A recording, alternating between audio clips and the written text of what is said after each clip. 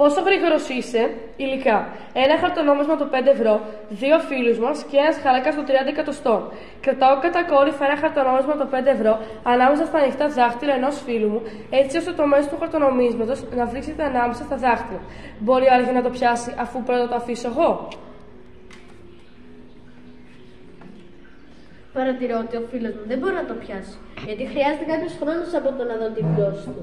Να πάει πληροφορίες στον εγκέφαλο και να ενημερώσει τα δάχτυλα να κλείσει με σκοπό να το πιάσει. Παραλαμβάνω το ίδιο πείραμα με έναν χάρακα των 30 εκατοστών σε 2 φίλους μου.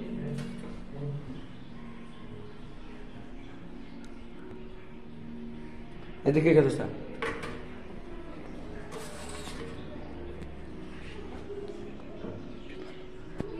13 εκατοστά.